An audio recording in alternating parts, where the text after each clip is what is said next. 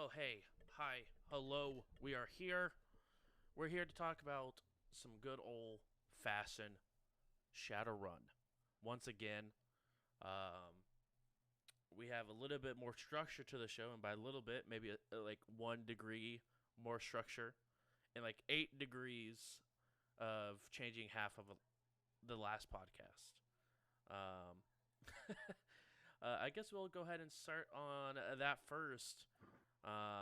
JJ, if you want to take over Thank for you. your 30-minute portion of this podcast. Well, I don't know about 30 minutes, but at least let me get my foot out of my mouth. If you are coming straight from last podcast to this one, that'd be for the best. If you watched it and then you're like, I'll watch this a week later, you're just going to be really mad at me for a while.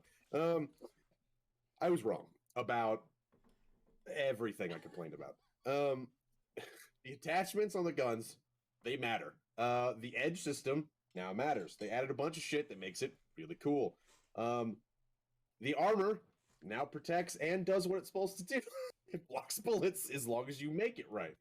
What else did I complain about that I was utterly wrong? Because it was basically everything I all complained the about. vehicle stuff you were also talking about. Now I want to go back and listen to the last episode because, I don't. I was wrong about everything. Like, I was probably vehicles, just listening to what's the myself. point of upgrading? And then, I got to building one, literally the next day after we fucking filmed the podcast, and I was like, oh, I'm a fucking idiot. Like, all that shit I played on, it's right here. It's just not in core. Also, fire rates. Every gun can be single fired. That's why I was so confused. In my defense, in the core rulebook, that didn't exist. That's true. Also, I think we can talk about the Seattle version because the original core book is no longer on the market. You cannot purchase it anywhere. And I've heard from my Catalyst contact that it will not be on the market for some time while they go through and change some redactions that Seattle came out with first. So the Seattle, I guess, origin stuff will be the actual book that core rule book they'll be going with, which is super nice to hear because again it has a lot of really cool stuff that's specific for Seattle, but it also has a lot of those really nice changes that were good quality of life changes. Like, hey, put it into print somewhere that every gun can single shot. Because me and JJ were looking at the two at the 6th edition core rulebook and at the Seattle rulebook, and it was oh, here's a list of all firing modes, and it will be listed. Each gun will have each one listed, and then it was just here's the list, exact same thing except for the small sentence afterwards. Every weapon can be fired on single shot. Yeah, it's also important to know the Seattle City Edition core has everything that the base core has. I mean, you're not missing any of the core rules. Oh, absolutely. They didn't take anything out. They just added. Yeah. Yes. And they added the errata. Yeah. Which wonderful additions, by the way. Yes. Now that we got that fixed, and out of the way, because I know as soon as we recorded, literally the next day, JJ and I created his character for our home game, and we were like, hey, JJ, isn't that what you're... Yep. Hey, JJ, isn't that what... Yep. Hey, JJ. He's like, I need to redo that entire podcast. Yeah. I was like, I really wanted him to put a warning at the beginning, warning. Larger man in show is completely wrong about everything he says. Just know that ahead of time. That could be the name of the podcast, Confidently Wrong. I love it. That I'm here for. And then every week, we actually go back on what we said, and then we're like, oh... Everything we said last week is just wrong. Yeah. If Kat is hey, so I see you made a bunch of podcasts. Which one should we start on? Not one. Don't start on the first one. I think you have to start so that way we can get our bid in, right? Because we're confidently wrong. So you have to listen to how confident we are about being wrong, and then listen to the second episode to go back and fix everything we said wrong about the first episode. But the problem is they're gonna see it and they're like, "What the fuck?" Get pissed because this is all wrong, and then look at the upload date and I'm like, they know it's wrong. They know it's wrong. This came out afterward. No. Listen. That's besides the point. But there was a lot of changes that we realized once we actually sat down and started building a character. And last time we talked about the differences between 5th edition and 6th edition, and a lot of the perks that it has. This week, we're here to talk about, I want to say probably what a lot of people that play this game consider a third of Shadowrun, which is the Matrix. I don't know if either one of you want to go ahead and take lead on this. But, like, what do you guys think about the Matrix? Donnie, I know you haven't got to play a character that has had a lot of Matrix interactions. JJ, I know you're just now learning the Matrix to play in our home game. Also, fun fact, at home, for our home game, I realized I have cheat sheets that came with the GM's guide that are just sitting on my desk that were like, hey, here's all the actions you can do, and here's the dice pools for them. Yeah, and those the Genesis character sheets, those have some pretty nice references as well. Also true. Yeah, I like those. Yeah. I think last week, our last podcast, I told Catalyst to hire Chummer. You could also throw Genesis into the ring. It's true. You just don't. You just have to type in all your own information if you want, like the descriptions on it, like the spells and what the programs and stuff do, which I'm totally fine with. I mean, that's just because they're not sponsored. So once we get there, once we connect them. Well, there we go. That's how you make it free. For people who's like, I'm not paying for this, just have it to where it has everything, but it has no descriptions. You got to look it up in the book. But if you pay for it, it gets all the descriptions. Boom. Catalyst, hire me. the Matrix. The Matrix. Yeah, well, yeah. What did you? I guess we'll base a lot of probably the Matrix, Magic, and Meat Space, which will be the next 3 sections of the podcast that we'll do. A lot of it will be mostly based off of either self-play, either with We Run the Night, or with our home game, since a lot of us are trying different roles in that aspect as well. I guess, JJ, let's start with you. Like, how did you feel decking was compared to what you thought it was prior to being a decker? Well, with my extensive knowledge of one session, I feel it wasn't too bad. Like, I didn't realize how vulnerable I felt. I was like, it's fine. I'll just go to sleep. They'll protect me. And then you guys fucked off, and I was like, I'm gonna die. So that's pretty scary. I gotta get used to that, and I will be setting up some sort of system to make sure my teammate knows what's happening. Because I'm gonna be angry if one day Josh is like, all right, you can, hey, I need you to shut up. I'm gonna deal with them for a while because they don't know you're dead yet. Right. I'll send a text. JJ in a while. Hey, I need you to start rolling a new character, and you see JJ on the side just through the whole mission. You guys, wait, where's JJ? Just pizza. You didn't move the floor. You didn't plant. Dude just walked out behind you and was like, oh, look at this idiot. Exactly. It's a genuine fear. It's probably a good one. But yeah, it wasn't too bad. It was I felt like there was multiple times where I was like trying to take from like real kind of computer knowledge. Like, hey, I'm not a hacker in any way. I'm making this shit up. Most of my hacking knowledge from movies, which I feel like is where the system comes from, is movie hacking and not real hacking. I'm gonna probe the back door. Yeah. And access the admin. Get into the mainframe. It's like, all right. Do it. But I felt pretty good. There's multiple times where I'm like, all right, what if I did this and this? And I kind of like thought of some way to make it up. And then Josh would be like, so what you just said is actually this and this. That's really in the game. So we're going to just go ahead and roll that. And I was like, oh, see, I know what I'm doing. It's pretty fun. So it actually, yeah. So if you're a fan of movies that have hacking, you know this system. If you're a real hacker, you're going to think this is fucking stupid as shit. You're going to be like, what? That's not how that works. Not how those works at all. But this way is way more fun. And legal. But I think a lot of that as well comes from, me sort of having that Matrix knowledge on the back anyway from having Travis play a decker in our last campaign.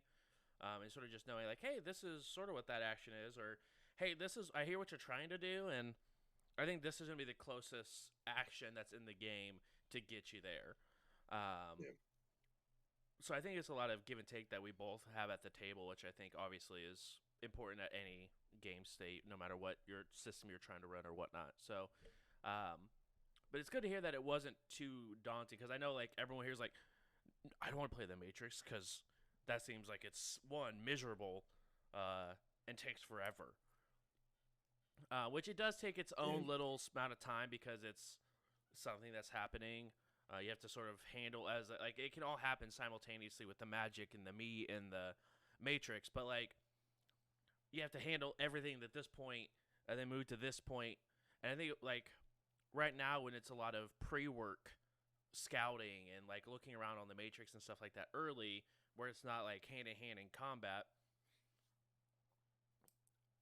it'll be a lot more easier once we have like initiative being rolled. So like you'll have like a Matrix action where Donnie will go ahead and have a regular physical combat, then Logan might have a space, or not a space combat. Hello, a magic action that will be taking place. Spoilers: Shadowrun's going to space, guys. Exactly. Well, I mean, it's already in space actually.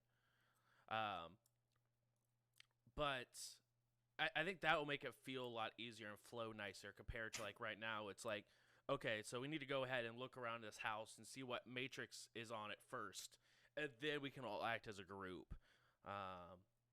Which I think a lot of Shadowrun sort of is. It's a lot of be careful, be careful, be careful, be careful. Okay, now that we've fully cleared and know what our situation is, now we can move in and do the objective, hopefully without anyone dying, because we have a better idea of what's happening. That's more close to reality, in my opinion. I mean, that's how it should Like, be. That's not like how it happened in a lot of We Were on the Night. It was just like, let's go and just do the thing one night. It's like, we have a week to do this job, and let's get it done night one. We'll look super efficient. You had two immortal beings. We were like, fuck it. If we get shot, we don't care. Under promise, over deliver. Exactly. Donnie, what would you say? Like, I know you've done some reading on the Matrix. Like, what are your thoughts and opinions on it for someone who's like on the outside looking into the Matrix? Oh, I'm fully read up on it. Oh, and that's what I like. So I'm mostly just an expert on spellcasting because that's what my main character was in We Run the Night. And I've always been kind of scared of the Matrix because it's like these rules, unless I sit down and read them, it's a bunch of gibberish compared to what I already know, which is the astral and all that. Mm-hmm. So anyway, I finally, for the podcast, sat down and read the rules, and I was like, these are the same rules as magic and astral.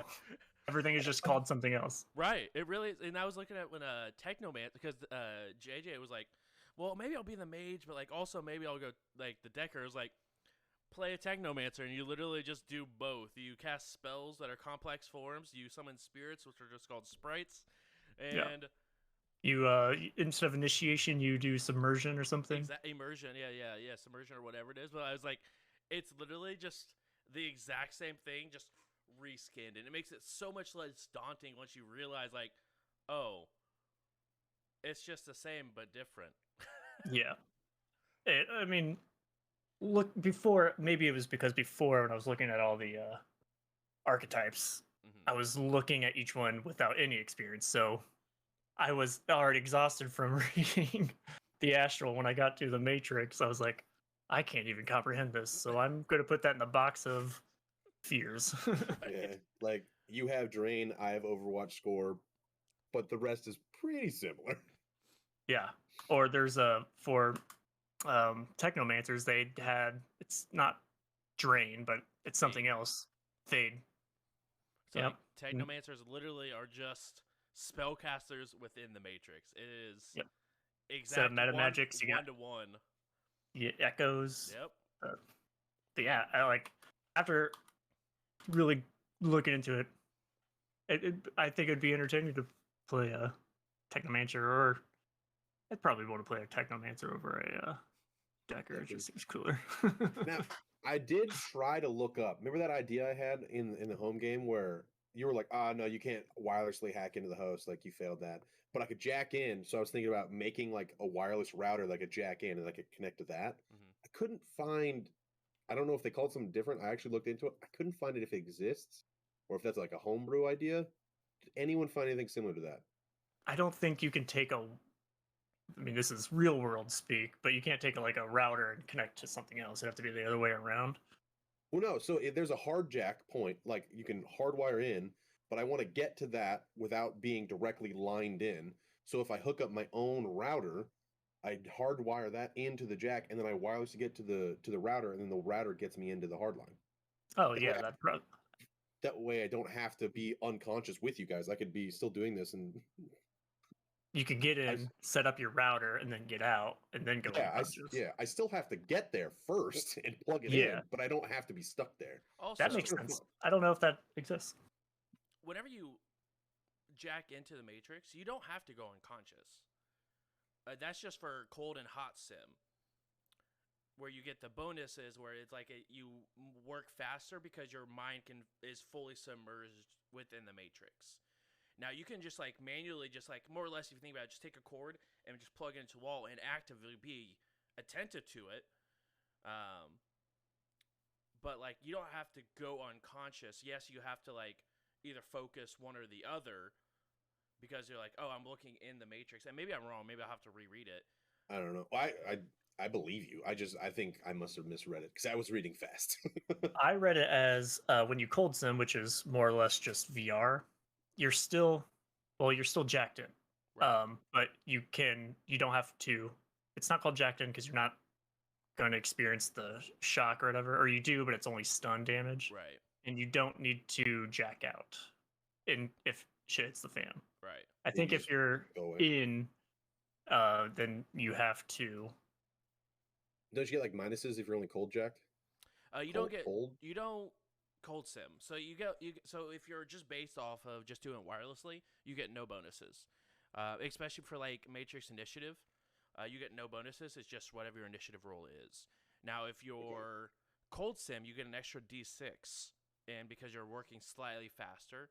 And then if you're hot simmed, it's like 2d6 or something like that. Maybe it's 3d6 or 2d6. So the more in depth you are, and your mind is more into the Matrix, the faster your brain can sort of process. And it's sort of imagining it that it's using the processing speed of your cyber deck as well to be able to fully be able to go instead of, okay, I'm wirelessly doing all of this, so there's distance I have to cover with noise and stuff like that as well. Okay. Yeah, I've been working a lot of overtime, so I was reading fast. I must have skipped over it. No, you're good. Yeah, but if you're cold simmed and like you get attacked, your device just gets bricked. I think if you're hot simmed, like your brain gets bricked. So the router idea is still a good idea. It's still possible, yeah. And it even seems possible to me that like it would probably come up with like be something probably more realistically homebrewed, unless it's in, because I don't think there's a Decker book out yet, or it's just called something different that we haven't, like, it's, I don't know, for all we know it's called like the Firefly system, and we're like, I don't know what that is. Right. It's true. So I want to check and see if there's, I don't think there's a Decker book out yet,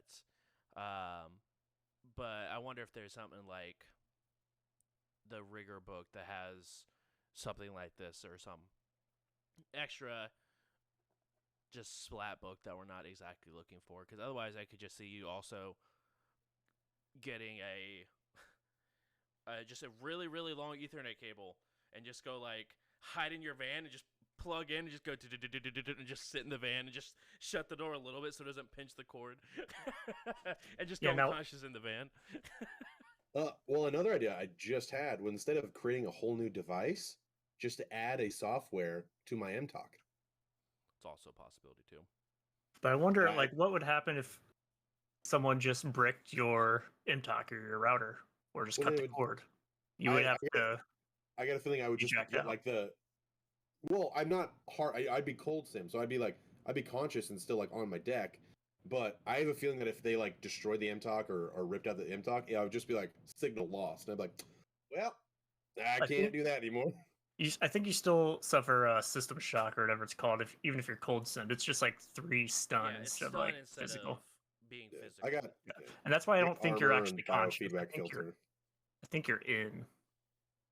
I don't know. VR space. Yeah, I thought if you were plugged in. Cold and hot which you can do even virtually. You can cold and hot, as far as I'm aware of. But both those are unconscious states where you are completely vulnerable to whatever happens in the meat space. Where otherwise it's just sort of like AR, you're interacting with stuff that's around you.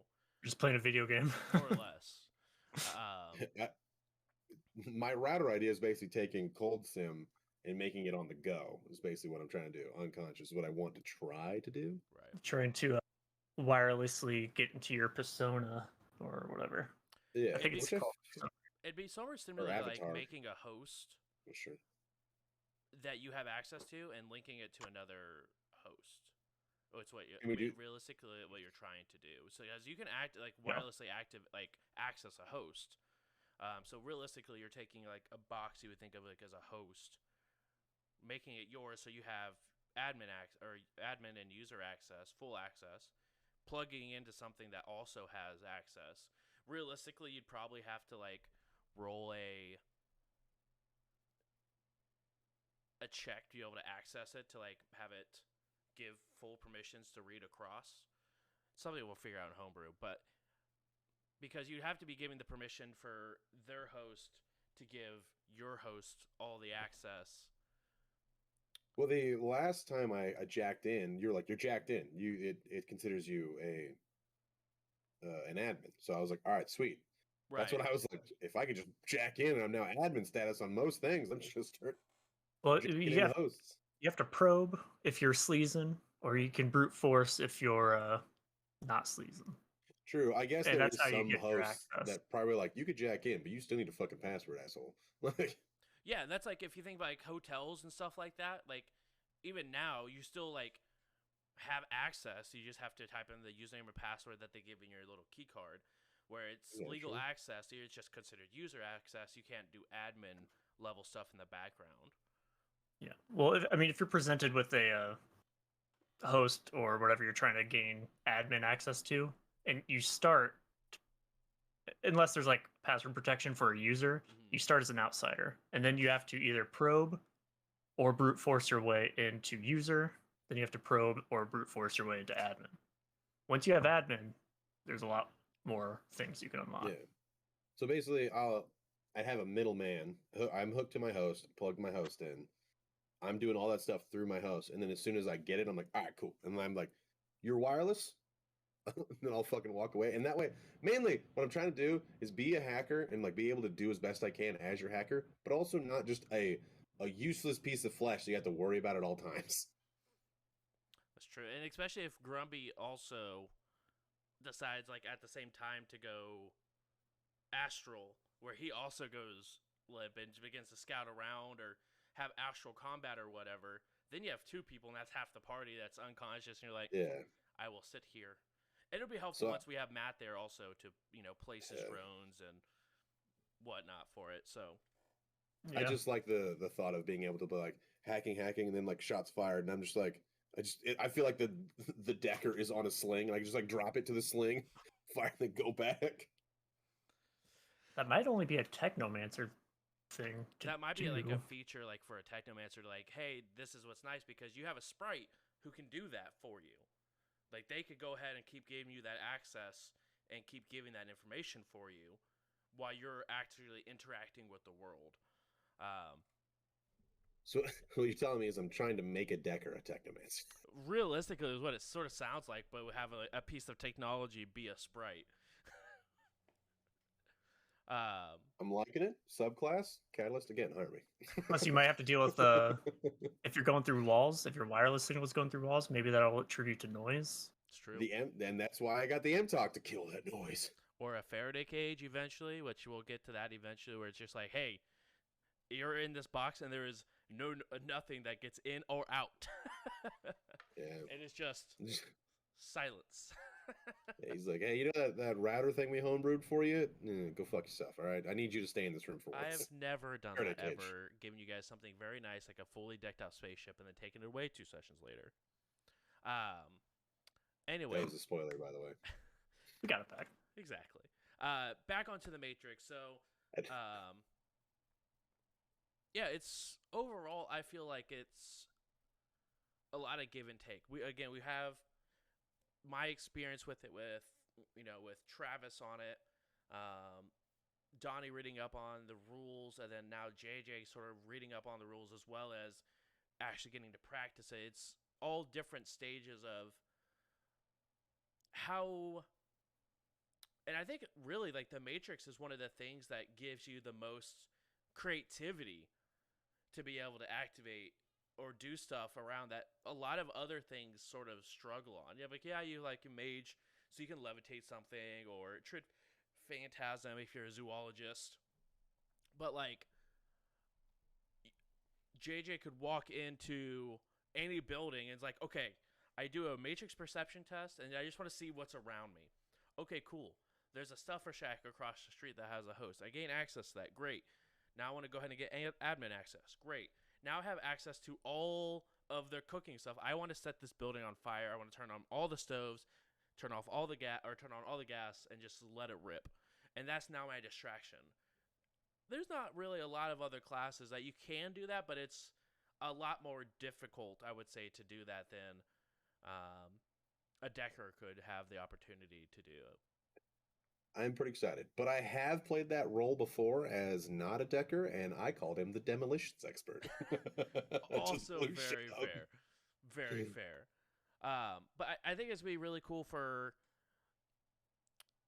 And what a decker is really, I think, more used for within combat is making your opponent's lives more difficult rather than making your team's life easier by either shooting or whatever the case may be. But like deckers, like, oh, I'm gonna look for guns to deck. I'm gonna look for cyberware to turn off. I'm gonna look for doors to shut to give us an escape route, or doors open to give us an escape route or a way in. I like the support and the utility that the deckers have compared to some other classes. Again, all of them could be sort of tossed around. You could have a mage cast fireball or whatever to interact with objects, but you have so much that the Matrix is on and about that it's just so much you can do. I'm excited to pull a Deus Ex and turn their security systems on them and watch the sentry guns just annihilate these dudes. Like, that's our sentry gun. You just charge in without worry.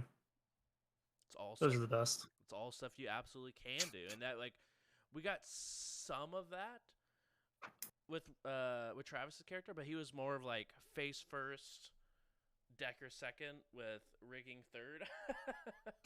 Yeah, I pretty much exclusively went decker. Right, which is gonna be. I'm super excited to see one because I already know that you're a creative person in general. I've seen that in the past, but I'm excited to see exactly how you use those decking skills to interact with what's around you compared to just being straightforward about it. I'm excited to take the back end because I feel like my last Shadowrun character was supposed to be the face and ended up just being a deadly street Sam that has a high charisma. Pretty true. There's only so much you can raise your charisma until you kind of have to fall back on a secondary skill. Yeah.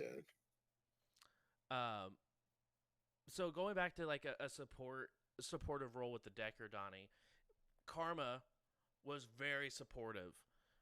No damage dealing spells, actual physical like damage. I had stun bolt. You had stun bolt, and you had what was the other one that made people? There was agony. Agony, where people thought they were in pain, but actually there was no pain. Yeah, it was stun and physical. Yeah, it was absolutely just gross. Pretty gnarly spell. Yeah, you were so much support to the point where we were like, "Hey, could you maybe get a little more lethal, like just a little?" Then Jim came along. Yeah. But how do you feel like from someone who played a supportive character for a year plus, like how do you feel decking is in support, like in a similar way as in a support capacity, or what do you think between the two if they're comparable? I mean, I think obviously magicians would have more flexibility because they could be in an office space, slap a spell here or there, astrally project, whatever. Or they could be in I don't know, like a cave or like a forest or something doing like not technically things. and be just as effective, probably more effective in that scenario. But then, a Decker, once you leave the city, can't really. You can maybe wirelessly connect to, someone's guns and shut that down. But you're right. The our last Shadowrun session, we were in the woods so often it fucked the Decker out a lot. I've never even seen the fucking woods in this game. They're there. You actually technically had to drive through them to go from Seattle to Toronto because there's a giant forest where it's just the elves live. But I mean, even in the Barrens, I was gonna say, what about the Barrens? So far off. Like if you're in Mason's house, like realistically, Mason's probably the only place that has like any sort of technological information within 6 miles, and at that you're running on a crap load of noise. I definitely think that's a good point. I definitely agree. Like, I think it depends on where you are, where the support may come out. Like if you think about, we were in the night. You guys were in Toronto. There was no Matrix. There was no power. You were literally like, well, I'm here. I would just switch up my gameplay. You know what I mean? It's right, like, hey, there's no Matrix. You can't hack this. Like, all right, that's fine. I got micro cameras. Slap that bitch on a stick. Boom, I can check under doorways now. Like, right, yeah, for sure. Like, it gives you still have options. I'm not saying like you're completely useless, but the amount of support you can give to a team where you really thrive is going to be tied down to where Dobrik and Karma really thrived because Magic was still absolutely around, and was even more powerful than usual because of what was going on in Toronto at the time. It also kind of goes both ways, because when I played Karma, I didn't have any wireless devices. So if there was like an enemy Decker, I couldn't care less. Like they can't touch me. That is very, very true. Karma's like, wait, there's a Decker around here? Hold on. Yeah, I mean, there's a reason that it's the motto, Geek the Mage. Very true. But that's also for another episode, which I'm excited to title that one, Geek the Mage. But overall, I think Deckers have a very, very obviously important. Like, I got to think, like, especially on these lower runs, they might be more and more difficult to, we absolutely need a Decker for this mission. But if you think, like, once you get more and more difficult and dangerous jobs, you start getting more and more needing a Matrix person overall. Like, we're doing any sort of Big 10 job, I feel like you have to have a Matrix or you're just going to fail that mission. Yeah, and too, as a Decker though, it seems, I don't know exactly how other people built it, but it seems almost necessary to kind of specialize in something else, whether it be like a weapon or drive or something like that. Because if you only focus on decking, it takes one thing to be like, well, this guy just dropped an EMP, so I'm useless. So and even like when I was creating the character, like you can kind of see that. You're like, well, I have all these points. I should probably put them into something. And it even like maxes you out. You're like, you can't put any more here. Yeah. So any archetype besides magicians or adepts, I think, are gonna have that issue where you kind of have to have you have to have firearms or close combat or something like that, or grappling or melee, something. Yeah, something to be competent when you're not doing your thing. Yeah. Like faces. I mean, you can't. There's only so much you can specialize in when you're a face. But man, I had another thought about that. It'll come back to me. But I mean, that's Shadowrun in general, not necessarily Deckers, right? Like, everyone has a secondary thing that you do whenever you're not doing, like, a Street Sam. There's if you think about like the run overall, right? You have the meat, you have the job description, you have the the footwork or the legwork, excuse me, and then you have doing the job, getting paid. There's only, out of those like 5 or 6 steps, there's one step that Street Sam gets to do their job, and they only do their job if the Decker and the Mage do their job poorly, typically. So, like, True. especially for, like, a Street Stammer or an Adept, they're like, well, I better be either good at driving or Yeah. I better be charismatic or good at breaking in. Something to be able to help in one of those other scenes where I'm not doing it. Like, the face, yeah, they could do, like, a couple different scenes. They can do, like, the beginning where they're talking about getting more information out of the Johnson or getting a higher pay raise. They may be even to help during the run or the legwork even. We're like, hey, I want to try to talk to people, try to get some information, get some goods. But then that point where eventually shit hits the fan, and they're like, well, I can't talk this troll into not snapping my neck because they're trained to keep me out of this facility. So now what am I going to do? Or talk to the automated sentry gun that's supposed to shoot anything that moves. Right, exactly. Hey, could you not? And that's when you hope you're a vampire. Yeah. Does the turret smell me? I got pheromones. Right. True. I forgot about it. But can they spell me though? I get +1 dice. See. I looked into getting pheromones. Those are expensive. Yeah. I know. That's why we took them from me. I was like, oh no, it's so much money. Yeah, but you got like eternal life and able to heal your body worth every body worth of boxes every round. So like, you know. Yeah. And in hindsight, I definitely felt like when I turned. Well, we're getting off topic, but the Matrix. That's why we're here. The thing I was trying to remember, you also have to factor in priorities. If you're a non-magician, so if you're a pure Decker mundane, you can write off the magic priority as the last one. So, I mean, you're getting more money or skill points or attribute points, something that the magicians aren't getting. And that kind of helps it out a little bit. I do kind of wish there was some more defense against magic, which, hey, as of last podcast, there fucking might be. I don't know. Defense against the dark arts. Exactly. Yeah, to where it's like, because like what you were saying, as the magic person, you're like, oh, there's a Decker? I couldn't give a shit. I wish there was a version of that for me. It was like, oh, there's a mage? I have this. I can't attack the mage, but I'm invisible to them, like, or something, you know what I mean? That way I just, like rock, paper, scissors. If, like, rock doesn't beat us paper, but, you know, scissors does.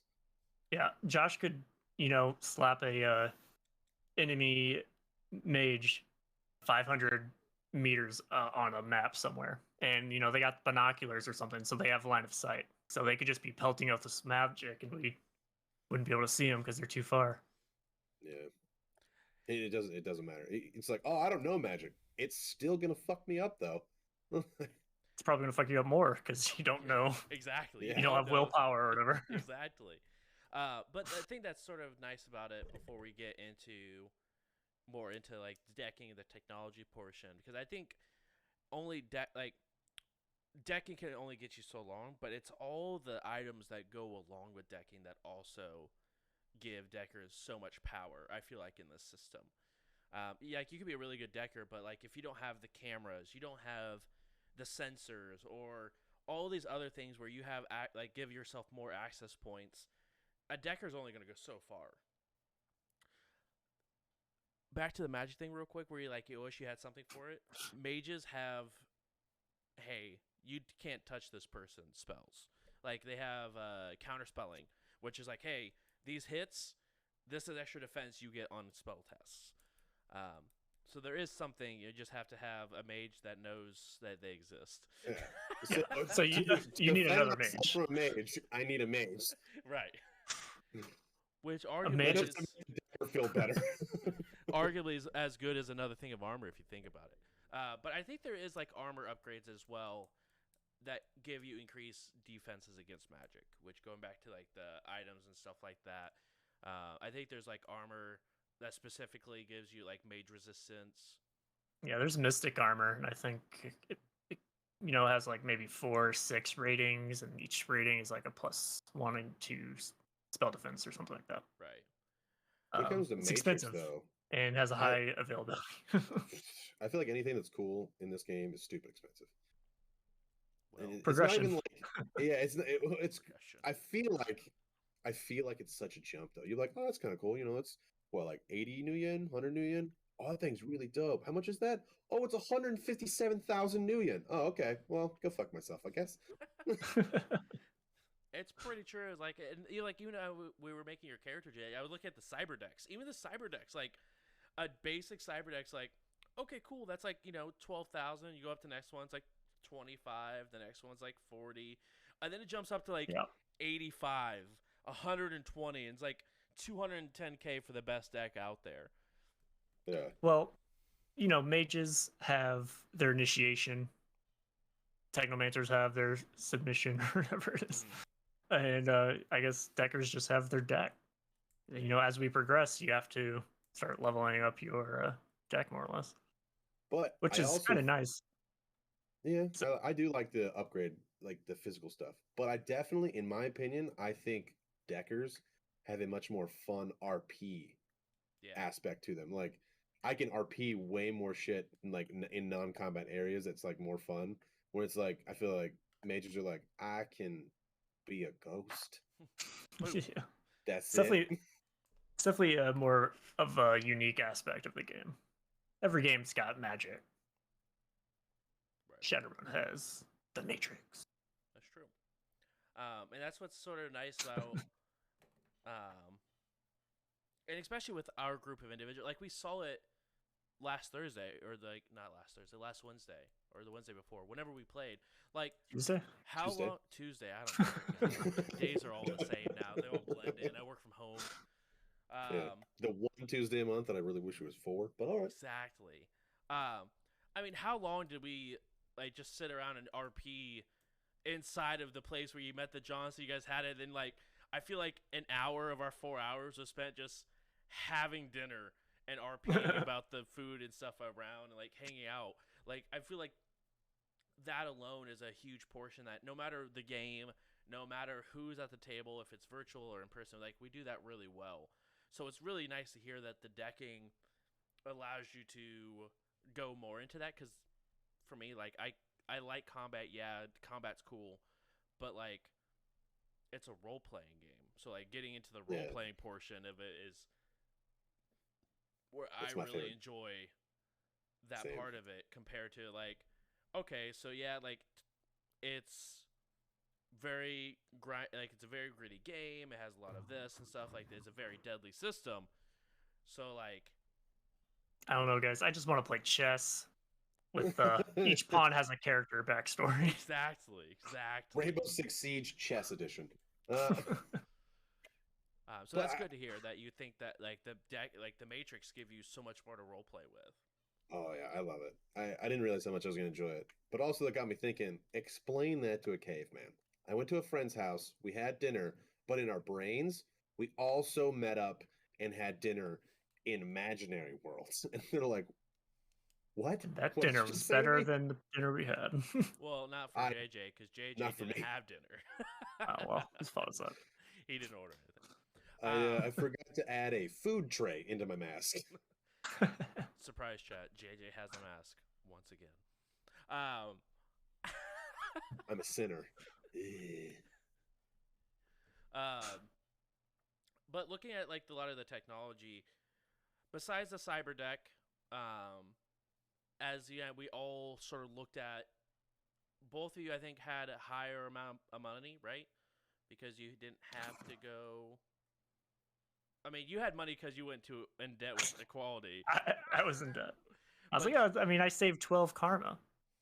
That equals 60,000 Indian. I was like, oh boy. But you guys had some money. What did it like? Looking into it, what tools or gadgets or gizmos do you think really make a decker besides obviously the cyber deck? That one is a given. Obviously, because you can't do your job without it. But what was something that was surprising that gave either depth to the archetype or that you'd find really difficult to do your job as a decker if you didn't have this tool? I mean, the little things I think are what's cool because you can get micro cameras, right? You can place them all over the place. They're teeny tiny. You stick them on things. But if you don't add that little extra accessory that's like 10 new yen of image link, it's a useless device because it's literally just a camcorder on a wall. You're like, I'll check you back later when I get the like. It's literally just setting up a trap cam. But if you don't add the image link, you can't just because like with the image link, I can literally just be like, place you here. I'm gonna fuck off, peace out, and then just be like, boop. Oh yeah, they're in the room. Like, Right. and it's not necessary, but if you get a high enough money priority, I feel like it is. Buy an M-Talk. They are so fucking cool. It literally, it's like, hey, what does that do? Everything. It literally upgrades everything for you. And then you can add like programs into it to make it even better. I don't know how software makes me better at healing somebody in the meat space, but it does. Okay. Google. Google was put in straight into your med kit.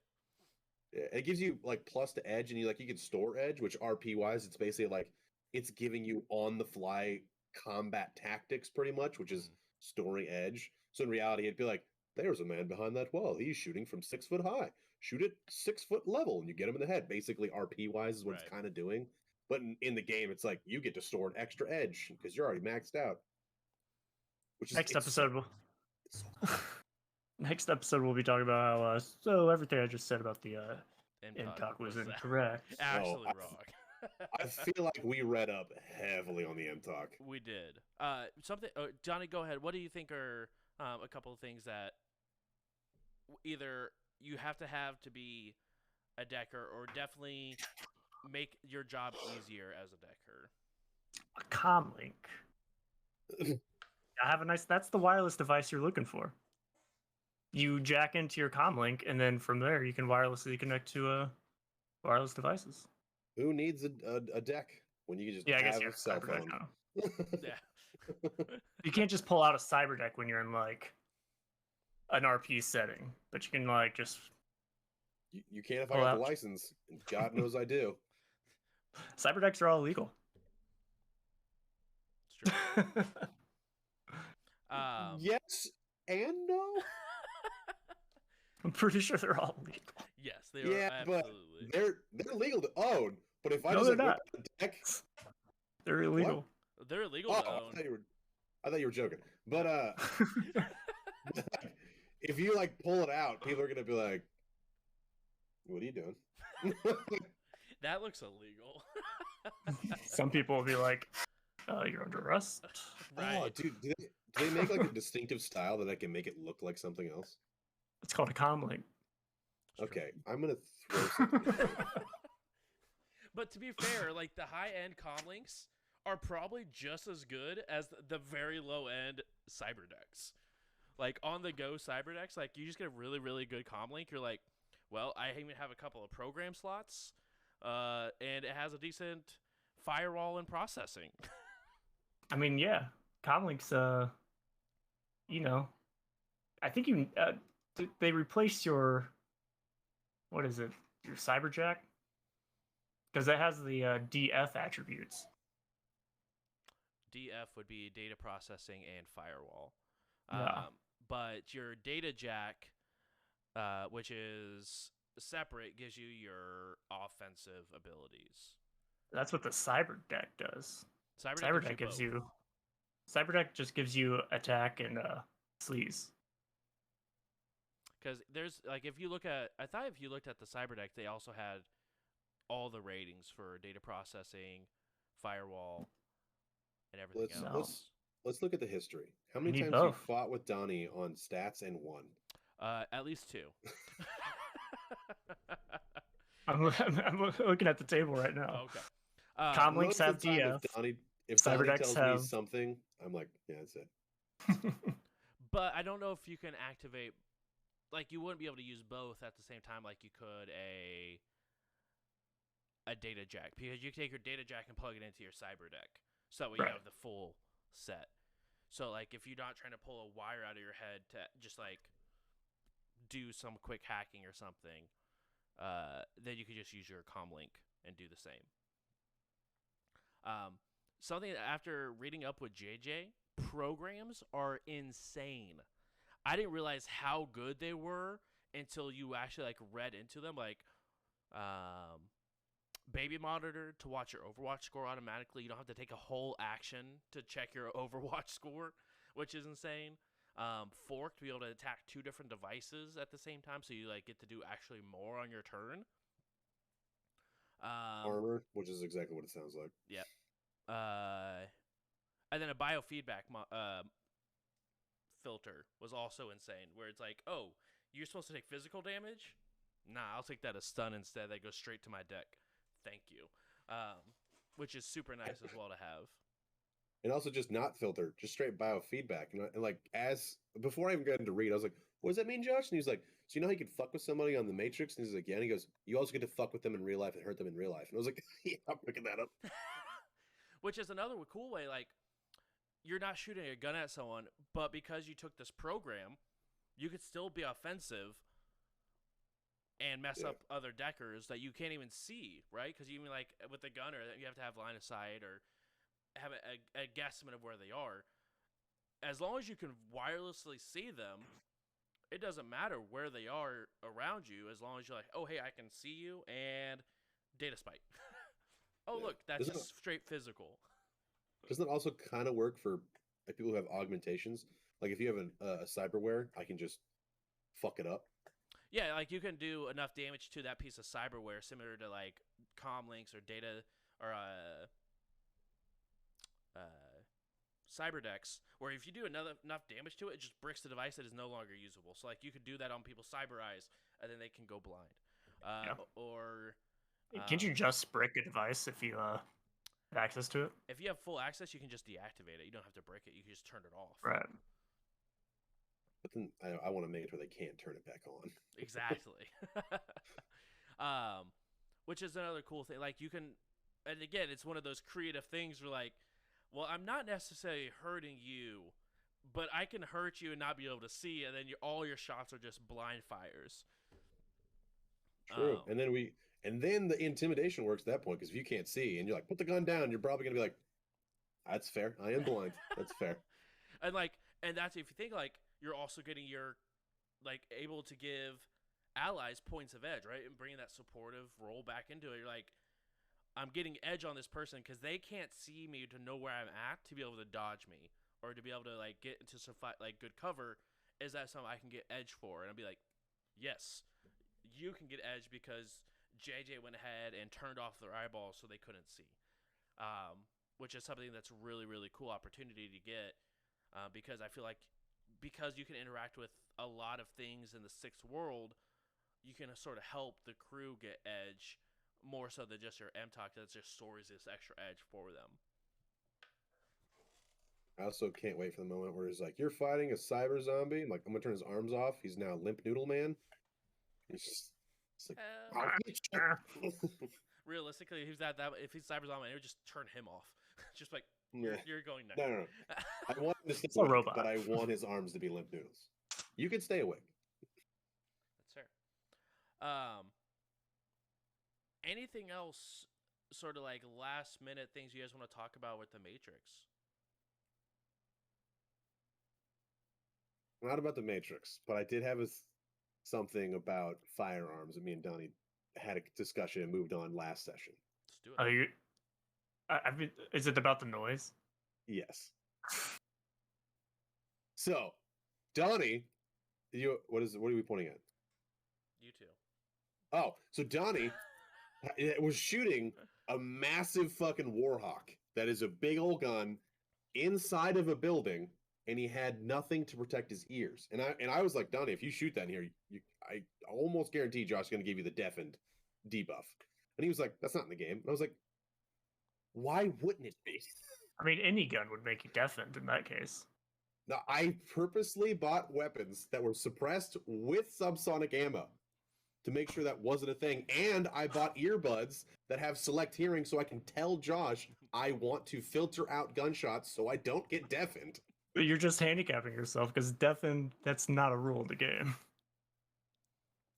Is it not? Is there not like so no. There's a deafened condition. There's you can be deafened. But as a rule wise, there's like no, like nothing that'll be like, hey, if you fire this gun within a certain thing, you're just gonna get deafened. I just feel like there definitely should be. There's probably should be, just like chunky salsa should still exist, but that doesn't exist in 6th edition anymore. I did not know that, and I am now sad. Yeah, chunky salsa, they got rid of that rule in 5th edition to 6th edition. A silencer, I think it just lowers the noise threshold of perception checks. Yeah, Yeah, to be able to hear pretty it. much. So like, Maybe if I hear myself too well because my threshold is so low from shooting a non-silenced weapon, I just blew out my eardrums. maybe. I feel like they should definitely make something. Like it changes if you're inside or outside. Because if you ever shot a firearm in real life and you shoot it in an inside range versus outside, that difference is big. I don't think Shadowrun is the game to bring realism into the rule set. I think it actually should be because they already bring a lot of the accessories that are pretty accurate and to like translate it. You know what I mean? Right. Like brain jacks and Yeah.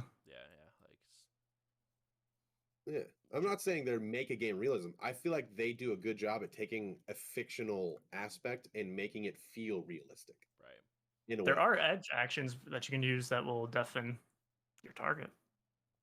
But yet that'd be too easy to abuse in a rule system. You could just say like, bam, I deafened you because we're in the same room. I don't know. Well, it just means that like you'd have augmentations or ear protection or something like that, or and I'm telling that like if you deafen me, I'm not useless. Like it just means if somebody's trying to call like we need to run, I might stay and fight because I didn't hear him say that. Yeah. Yeah, I think a lot of it. I want to read up on the condition itself to be able to go into like common use. Like if it has like a description in that section where it's like, here's some common uses of why deafen would be used besides like a spell that causes you to be deafened. Because I know like when you create spells with Street Weird, which we'll talk about later, that it'll go into like, hey, you can like choose to deafen this person with the spell. So I know like that will go into effect, but I'm interested to see if there's other things that would cause deafening as within the rule set itself. I also said I bought subsonic rounds. I actually don't remember if we talked about it. You talked about and it, I was did like, not buy any though. Okay, so was it because they didn't exist? I don't remember why that. I don't as remember. far as I'm aware, it does not exist within the Shadow Doesn't Road sound correction. Doesn't sound like correction. anything I've heard of. Yeah, because I said it because I remember we talked about it in character creation, and my brain was like, "Yeah, you bought it because you talked about it." Then I was like, "Wait, did we talk about it? Because Yeah, it we doesn't just exist." talked about it, and we're like, that's something we wish would exist, even if it was a lot more expensive. Yeah, I couldn't remember. No, So we now found diamond encrusted bullets instead. Oh, yes. Right. Was that from Power Plays or something? Edition. No, it was from Run and Gun. It's literally just like your Is that bullet. 5th edition? Maybe it's 5th edition, but it's like the gun book that came out. Firing 6th Squad. edition. Yeah, Firing Squad. That's what it is. In Firing Squad, you like dip your bullets and like in the process of being made, you like more or less put diamond particles in the casing whenever it gets made, and it adds like +1 to your what is it called? Attack rating. I'm pretty sure is what it did. But it was like 50 million or 100 million a round for that to be added to it. It's like the most random shit that's like No change. Right. Okay. So I see you've been running for a while, and you have nothing better to spend your money on. Or that's almost like distinctive style, almost like have a casing that's diamond encrusted. Like the Lone Star find a case. We know who did this. There are a lot of like creative ways you could use the conditions. A GM could throw deafened out there. I guess it's fair. I mean, it makes sense. It just depends on how realistic you want to run your game. Right. But then there's always synergies. Like if you make someone wet and then zap them, should it be like paralyzed? That'd be kind of cool. There's no rule set for that, but it makes sense, kind of, from like a fantasy condition setting. For sure. I I mean, I would probably give you extra damage for it. It's like, oh hey, look, there. I think even in like actually does. I think if you look up the wet condition, it gives you extra damage to electrocute. I think that's already within the rule set. I think. Oh yeah, you take a -6 Yeah. penalty to damage resistance testing. It's See? cold and electricity. Now we've all learned. Don't question Catalyst. They have it in there somewhere. Can we talk about this? Is way off topic. Sure. I We can wanna- we can end the show. In the show, cut it. No, we can do this. We have. Donnie, what's a Revo round? I was just looking at the bullets. What's a Revo round? I don't know. Is that like a brand revolution? Isn't that one of the? No, I was looking at it was like gel, APD, APDS, stick and shock. There was one that said Revo round, and I was like, I don't know what that is. Donnie I might don't know. know. What's it say? I don't know. It doesn't give me a description. I was in Genesis. Oh, I'll look it up. But so Karma got a lot of flack for using stun guns. Mhm. Stun guns do way more damage than real guns. Yeah, it's silly. My Warhawk does like 4 physical. It's physical, but you know what my like normal taser does? It does like 5 stun electric. If you attack anyone with an electric damage, it also gives them the zapped condition. Which And is you know, if you clear someone's stun insane. track, they go unconscious. So if like the ends, if you're trying to take down an enemy, stun So- guns and tasers are better. There might be a rule we're missing because I definitely like if you're wearing like rubber or if you're wearing like body armor, like again, I can only attribute this to real life. Like if I'm wearing body armor like we are in the game all the time, and you hit me with a taser and it sticks to my body armor, I'm gonna be like, You can get like electricity And- resistance. Yeah, you can get like Like- electricity resistance on it, which would reduce how much you take, but it wouldn't like there's nothing in game that makes you immune to it. Yeah, it and those still resistances. applies the zapped condition to you, which is -2 to your initiative score, cannot take the sprint action, and you get a -1 penalty on all dice rolls. for how long? While underneath that condition. I don't know how long it gives you it for. It just says zapped. Yeah, I'm not sure. But also, what was the last thing you just said before we talked about zap again? Oh, the rubber. Yeah. If you have like uh, electricity resistance or fire resistance, cold resistance, those are one use, Yeah. and then the rating goes down, and then it goes down again when it's used again. Yeah, I was And looking at the body armor. it stacks up in price. So if you buy like a There's- rank 3 fire there's and you one- get burnt 3 times, it's gone. Yeah, there was one body armor that I really liked that I wanted to get, but then we found out it heals itself. It doesn't go away, but until you give it time to like reform, it makes you immobile. So if I get hit with the bullet, that spot gets hard. And if I get hit again, it gets even harder. And the hit again is even harder to the point where I'm now like, if I get hit 5 times in a round, I'm like trying to shoot a guy with like my arms stuck to the side, like, No. It lasts for 2 turns or so, depending on Ooh, like that's kind of the level of like depending on it, like because you can also get the zap status from lightning ball where duration is equal to net hits. Oh, that's But so long. Yeah, or any of those elemental spells are. yeah, When I was playing Karma, I was really like kind of jealous. I kind of blocked myself from using the fun spells. yeah. Like I was just thinking, like I remember like Dober casting fireball, and everyone's like, oh, they have burn 4, so they take 4 fire damage, or they have to try to resist 4 fire damage at the start of their turn with body. I was just like, oh, what do you mean? But I mean, Donnie's just making me want to go like full non-lethal characters. We all just run and just like knocking everybody out. They're like, they're It's- terrorists. No one died, so shut up. it's a way to play the game. Like I've seen it happen before, where like my mage, like when we were talking like on our like the 5th edition group that we were in, JJ, my mage got chosen because he didn't know combat spells. He know all manipulation spells and stun spells, and they're like, we want you because we want this to be non-lethal. If like like in our run where like you guys get 50 million ahead if you kill something, they're like, this costs you 150 per kill. So like we were like, oh yeah, sure. So like it's absolutely possible. Like, hey, lethal's bad, but I mean that's why you have stick and shock and all this other stuff to go into Hey, it. it wouldn't be hard. It's just like, well, gotta go to the gun shop, pick up some more ammo. Like it would be that easy for me. Yeah, I mean that's what's. But yeah, tasers are insane. They have deal so much damage. It's electrical, so like, unless you have some sort of resistance, which most people typically don't have electric resist, unless you're working in like a power plant or in a certain part of the city that has a high electrical field for whatever reason. Or a non-lethal hit squad's coming for you. Or that. They just are like everyday things. Yeah, for sure. Then they're just absolutely insane. It's actually mind blowing to me that they were put in. Like it felt like they took the taser from 5th edition, looked at it, and were like, "Yeah, that's fine. Let's go ahead and just add zapped to it." The only thing the resistance does is negate the zapped, so you're still taking that full stun damage. Jesus. Because yeah, but you would still just resist with body, right, for stun damage. Yeah. You're making me want to go non-lethal round. No.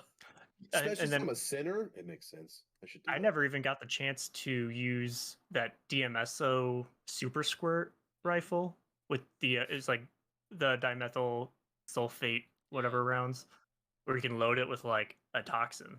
Yeah. So if you buy like a bunch of pepper punch, which is not that expensive, those pepper punches do like, I don't know, 6 stun at least, and that would be on top of whatever the gun does. I'm not sure if it does much, but I think it only does like 1 base and then adds whatever effect of whatever is filled within the paintball.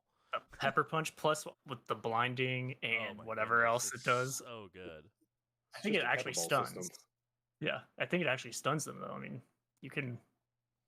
That'd be a fun character. I just have a paintball gun. I would love to build a character that's just put all their points into that and has super high edge. So I'm just imagining full auto spraying with anticipation, a full group, and just with a paintball gun and just hitting everyone with pepper spray. Yeah. I so badly want to make a full-blown cyber zombie non-lethal Street Sam. It seems silly the amount of customization that you could do with weapons, gear, and all this other stuff. It is silly shoes. And I love it. It's good. It's good. I love it when I have a program that lets me to get Dropboxes. If you want me to read, then I get pretty dumb. It's true. Just click on all the things. I'll figure out what they do later. I'll read it later when I have to. Other than that, guys, yeah, thank you guys so much for coming and hanging out. Really do appreciate it. Chat, I know we said we were going to talk about books in certain orders, but we wanted to go ahead and get all like the base level of the game out before we went to dove into books. So we're going over just sort of changes last episode. This episode is mostly Matrix. Next episode will be Magic focused. And the following is going to be Meat Space. So that will be anything else with Street Sams, more probably into guns. Rigging will also probably be a portion of this, as well as like being a face. So anything that's not Matrix or Magic will be tossed in that section. Do adepts count as magic? Ooh, yeah, adepts definitely count as magic because they are, magic. You gotta have a magic attribute. Exactly. You gotta have, not E in magic to be an adept. E's get degrees. Exactly. So yeah, thank you guys so much for coming and hanging out with me for another episode of our podcast. We'll go ahead and get this uploaded. It'll be uploaded. What is today? Wednesday? Tuesday, Wednesday, Thursday. It's Wednesday. It's not Thursday. Don't stress. Don't scare me like that. I got somewhere else to be, guys. But this will be uploaded probably over the weekend, going into next week. So make sure you guys check it out for that. It'll be super fun time. Thank you guys so much for coming and hanging out. Really do appreciate it. And we'll see you guys. We decided to do this bi-weekly, by the way. So you guys won't see us here next week, but you'll see us the following week when we talk about magic of the magician, aspected magician, and the adept variety. And maybe even some like magic creatures such as vampires and ghouls, because they're also part of that section. Some awakened creatures. Mm-hmm. Lots of powers. So many Lots of powers. Drakes can even be a portion we could talk about. This could be a whole series. Really, just on the magic of this section alone. But guys, thank you guys so much for showing up. Really appreciate you guys coming in here and hanging out. JJ, Donnie, thank you guys so much for coming and talking with me. I just want to let you know, I thought your Starfinder characters, and then I saw Shadowrun characters. I was like, nope, I can actually use real names on this show, and it's wonderful. Wait, what's my name? Right, I was just like, wait, Donnie and JJ, it's great. But we'll see you guys later. Have a good time. And again, we'll see you guys next time with some magic. So I'll talk to you guys later. Bye. Bye. Bye.